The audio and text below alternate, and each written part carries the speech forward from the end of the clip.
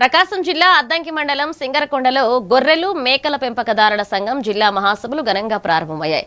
జిల్లా నలుమూలల నుంచి భారీ సంఖ్యలో పెంపకదారులు హాజరయ్యారు. రాష్ట్ర నాయకులు బాపట్ల జిల్లా కార్యదర్శి ఆంజనేయులు సంఘ జెండాను ఆవిష్కరించారు. అనంతరం జరిగిన సభలో నాయకులు మాట్లాడుతూ పెంపకదారుల సమస్య పరిష్కారం, హక్కుల సాధన కోసం ఐక్యంగా పోరాడాలని పిలుపునిచ్చారు.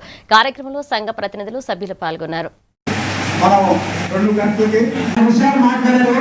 మా మేత సంగతి ఏంటి, మా మందుల సంగతి ఏంటి, మా టీకాల సంగతి ఏంటి, మాకు రోడ్ల సంగతి ఏంటి, మా షెడ్ల సంగతి ఏంటి, మాకు మేత భూముల సంగతి ఏంటి అని చెప్పేసి మీరు అందరూ ఎదురు చూస్తా ఉన్నారు. ఏంటి ఇక్కడికి వస్తే మేత భూములు ఇస్తారా, లేకపోతే రోడ్లు ఇస్తారా, ఇతర పోటీలు ఇస్తారా?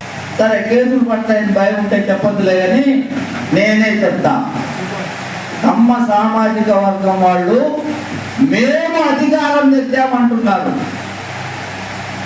నేను కూడా కొంత భాగం అంగీకరిస్తా. పూర్తిగా ఓట్లు వేసింది మన అందరమైనా 19 ఈ పెంపకదారులు అనుబంధ సంస్థ అనుబంధంగా ఉంటాం.